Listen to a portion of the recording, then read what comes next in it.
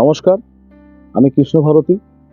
আগামী 9ই ফেব্রুয়ারি আমাদের মৌনী অমাবস্যা, অর্থাৎ মাঘ মাসের কৃষ্ণপক্ষের যে অমাবস্যা তাকে আমরা মৌনী অমাবস্যা বলে জানি। এই মৌনী অমাবস্যা বিশেষ কিছু গুরুত্ব আছে, কিন্তু এই বছর মৌনী অমাবস্যার গুরুত্ব অপরিসীম। সেটি আগে বলবো যে কেন এই আগামী 9ই ফেব্রুয়ারি 2024 মৌনী অমাবস্যা আমাদের জন্য বিশেষ গুরুত্বপূর্ণ।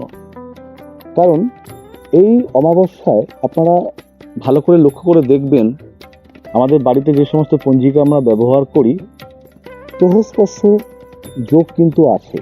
গ্রহস্পর্শ যোগ অর্থাৎ একই দিনে একই সূর্য যে দিন পাচ্ছে, সেই দিনে 3টে তিথি যদি থাকে তাহলে কিন্তু গ্রহস্পর্শ যোগের সৃষ্টি হয়। এই মৌনী অমাবস্যা আমরা জানি ঋষি মনু তার নাম অনুসারে এই মৌনী অমাবস্যার নামকরণ হয়।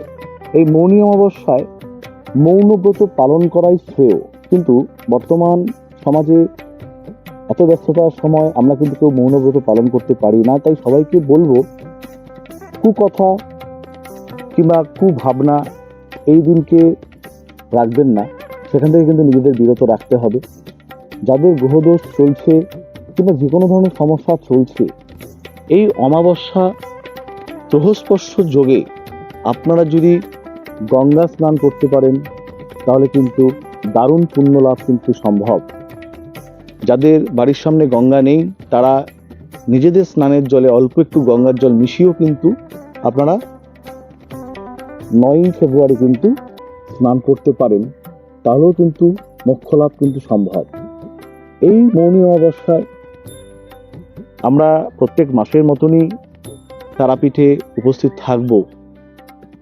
যদি আপনাদের গ্রহদোষ কিংবা যে কোনো সমস্যা থাকে, এই অমাবস্যাটাকে কিন্তু আপনারা বিশেষ প্রাধান্য দিতে পারেন। এই কারণ প্রথমত মৌনী অমাবস্যার একটা মাহাত্ম্য আছে, এবং এই মৌনী অমাবস্যার সাথে সংযোগ হয়েছে এই বছর গ্রহস্পর্শ যোগ।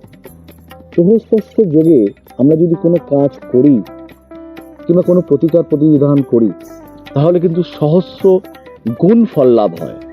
এটা শাস্ত্রেই কিন্তু ব্যাখ্যা করা আছে।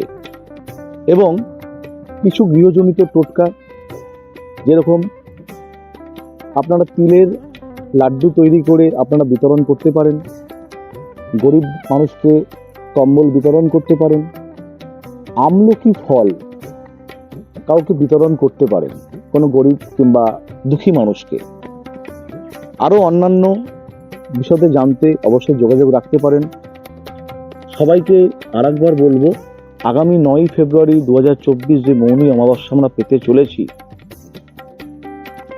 কিছু পদ্ধতিগত নিয়ম যদি আমরা পালন করতে পারি, জীবনে চলবার পথে আমরা কিন্তু অনেক প্রশস্ত রাস্তা তৈরি করতে পারবো। এবং যে সমস্যাগুলো আমাদের চলছিল, বিভিন্ন সমস্যা, দাম্পত্য, প্রণয়, অর্থনৈতিক, ব্যবসা, কর্ম, বাস্তু কিংবা গুপ্তশত্রু, এই অমাবস্যাটাকে যদি আমরা প্রাধান্য দিই তাহলে কিন্তু অবশ্যই মোক্ষ লাভ সম্ভব।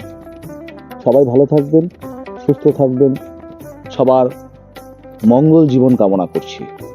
নমস্কার।